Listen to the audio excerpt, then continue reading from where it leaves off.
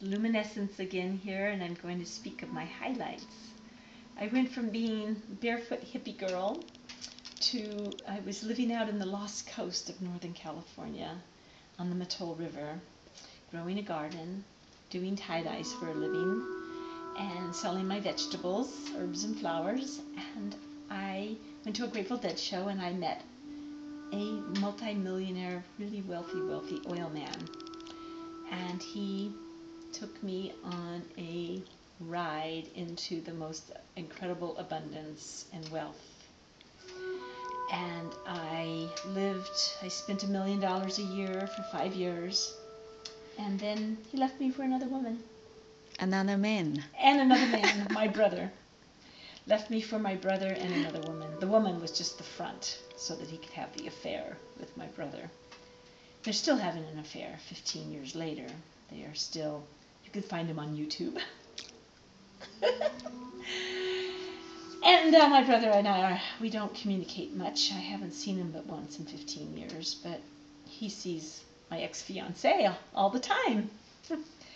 We were about to get married. We had built our incredible dream home, our $4.5 million dream home. And but he left me and sent his business manager to evict me from the property. And that was many years ago, and I'm still not over it. But I always thought when he left me, right when he left me, I thought, what in my mind, what made it all rational, what made it like, oh, well, the pain from this experience is going to spark my creativity so that I will get my movie produced. Yes.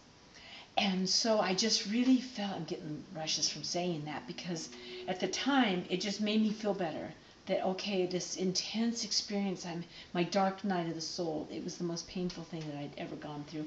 Maybe next to being locked up in prison in Switzerland was very, very, very, very painful.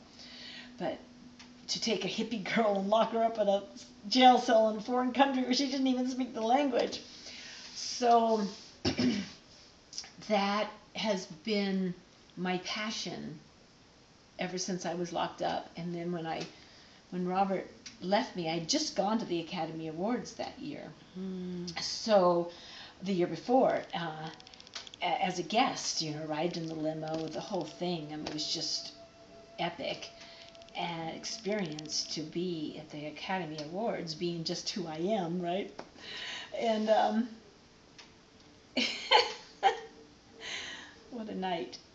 And you met Oliver Stone. Oh, yeah, I met Oliver Stone 2 years ago at a party 2 years ago down in Bel Air. And he ended up following me and my girlfriend home from the party and back to Santa Monica. And then I've had dinner with him. So that night, he's like playing with my leg under the table. It was scandalous. But I had Jacqueline Bisset on one side of me, and I had Oliver Stone on the other side of me at this very five-star party. It was an incredible palace in Bel Air. And yeah, but Oliver and I we definitely have, you can read your aura, and my aura is violet. I have a violet. It's indigo. I have an indigo aura, and so does Oliver Stone. And it was very interesting that when I had my aura read by this woman in Santa Barbara, she mentioned Oliver Stone to me. That's how I know that he has a violet indigo aura. It's because she mentioned him, and she didn't really know me. She didn't know that I was a screenplay writer. She didn't know, it was just this cosmic event, how she read my aura, and that she would mention someone that I was destined to meet.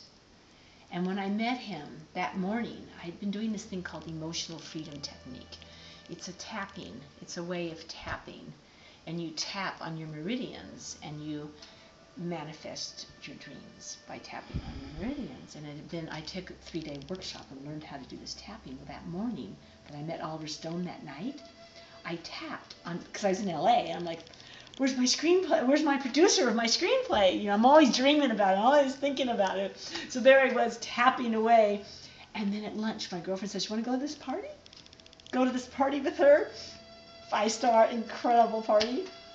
And there, we get introduced to Oliver within the first 5 minutes of being there. And he just followed us around like little puppy dogs, and especially me. Something about me, because I was his age, but I hadn't had any. I was natural. I was a natural woman. I had my gray hair, and you just don't see natural people in LA. Jeff Bridges is, though. Jeff Bridges is a natural. Anyway. So I'm getting sidetracked. It's been a wonderful life. Great.